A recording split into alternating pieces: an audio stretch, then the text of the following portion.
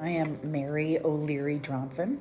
I am a Senior Vice President, a corporate segment team leader, and I also co-chair the National Account Executive Council within Marsh and McLennan. What Marsh has been doing is they have been taking a concentration of roles and putting them into these business service center units.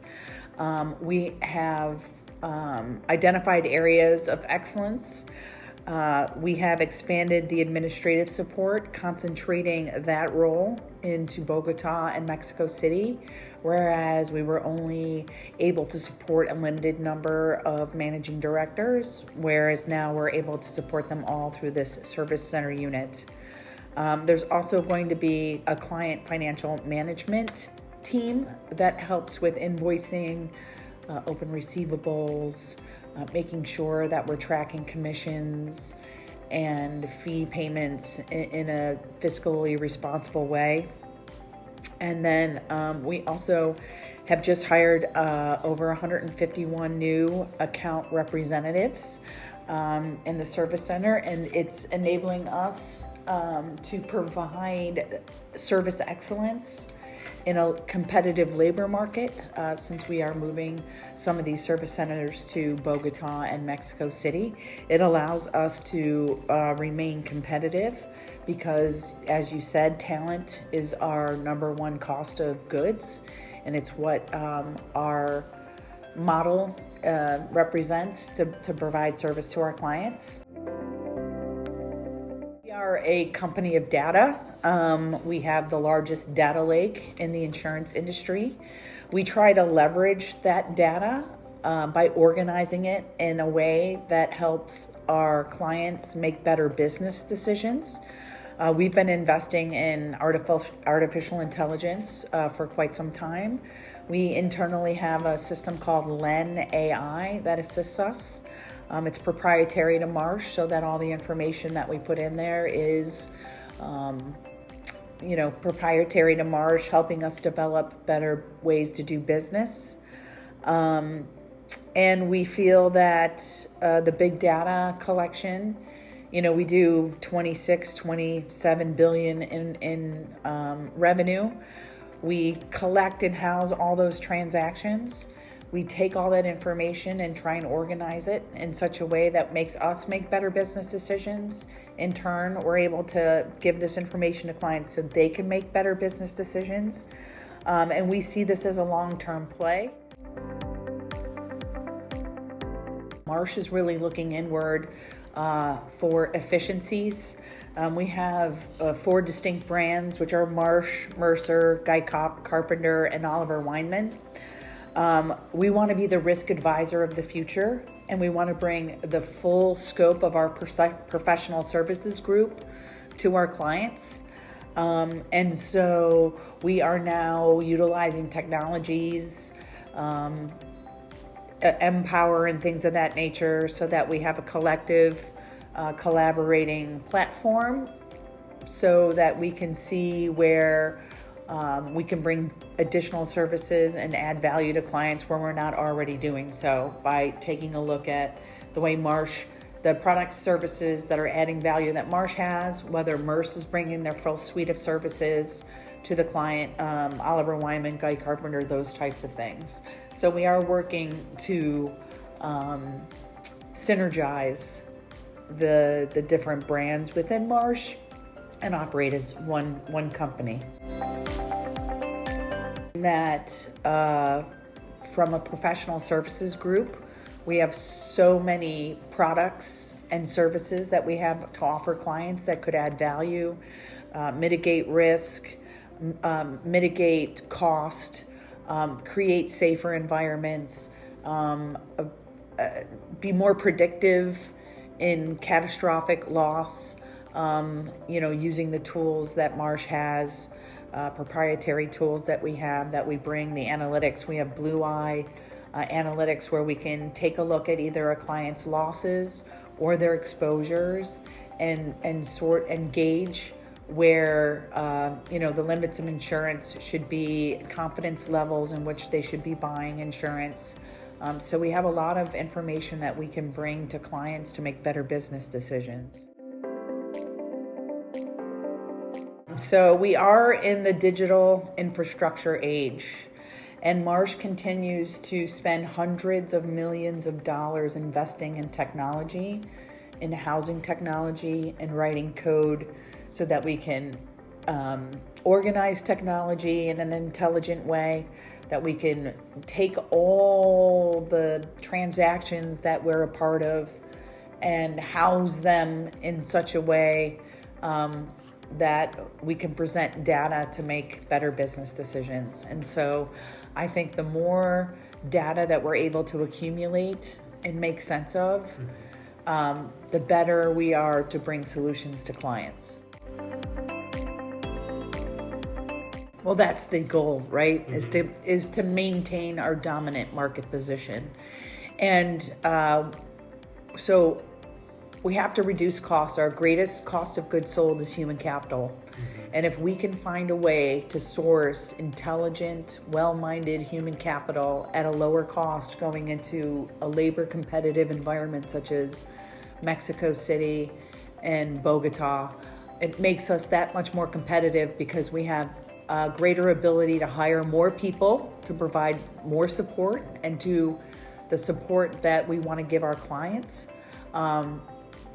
And in doing so, we're able to deliver excellence at a more efficient price. And so the more we can control our cost of goods sold, which is our human capital, the more we can also deliver to our other stakeholders, our shareholders. So I think it has to do with simplification. We want one brand for all of our brands. We want people to think of Marsh as the risk advisor of the future, a professional services firm that has a full suite of products and services, actuarial, analytical, brokering, market reach, market understanding, the ability to create unique solutions, access to captive, alternate risk solutions, fronting capabilities for clients who don't qualify for large like product liability or just don't want to spend the money on insurance. We're able to put these complex deals together because of our market relationships and our market reach, our market understanding.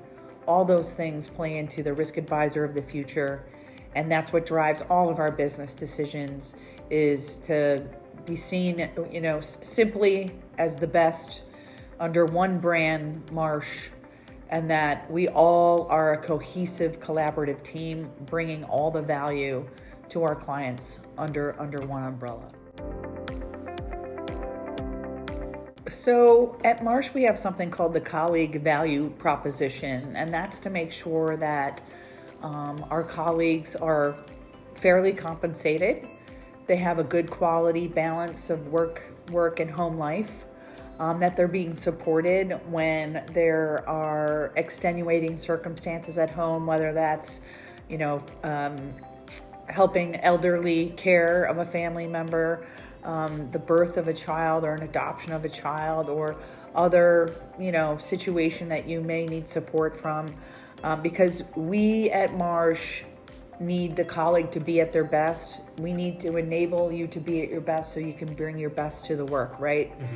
And so we may hire outside consultants, and typically I see that in sort of people who retire but then want to come back and work on a consultant basis and sort of work part-time, if you will, or with a subset of smaller clients that they used to work on. So I still see that trend, but I don't see an overarching trend where we're going to be getting away from traditional employees and hiring consultants to do work. We are building new modules all the time in an analytical perspective. So we do have an operational arm of the company that supports the growing analytical need. And so being a part of the Account Executive Council, I actually get to work with that team within our Blue Eye Analytics group to help them identify additional areas of analytic capabilities that we need to develop, using loss information, exposure information, different information that they can, again, organize in such a way that shows us conclusions that help us make better business decisions, or so that clients know that they're within a bell curve of, a peer group to say that, at least you're doing what everybody else is doing. And I think that information is important. Like how are my peers buying insurance? How much limit are they buying? What kind of retentions are they taking? I think that's one part of it. And then the other part is, how are my losses against my peers' losses? And how am I performing at the retention level that I have? And what premium trade-off could I expect if I were to take a higher retention? And we can run those numbers, and so they can take a look to say, okay, the overall total cost of risk when you take, what you're paying for your own losses plus the premium you're paying, what's the ultimate pay, and how do we play with those numbers theoretically to hit the sweet spot? So Marsh is the largest global broker in the world. We own offices in 150 countries plus.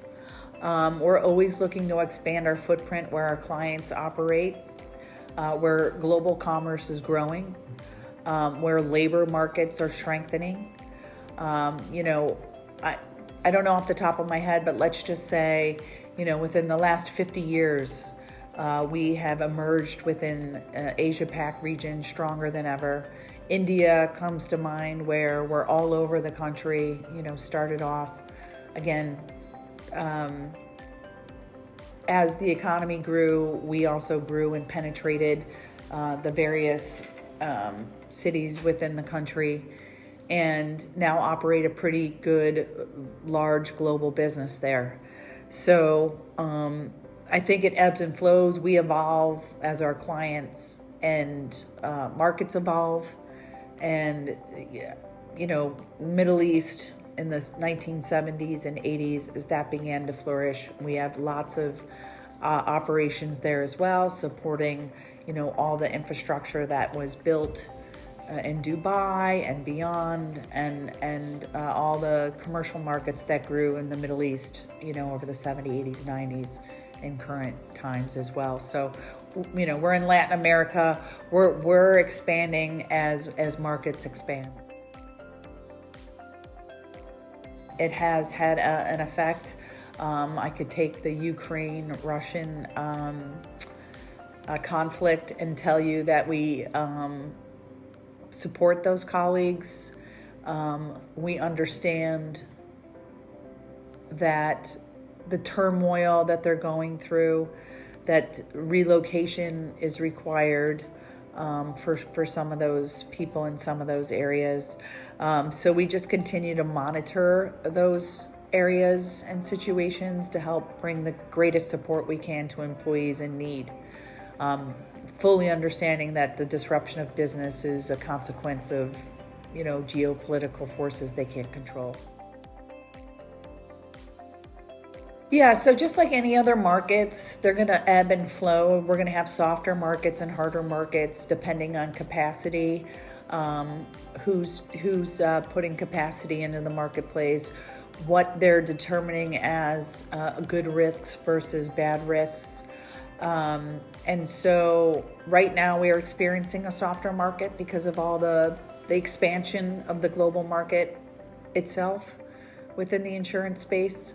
The fact that some of the catastrophic losses in the property sector were not realized last year, so there was an overcapacity there, which is driving property rates down at the moment.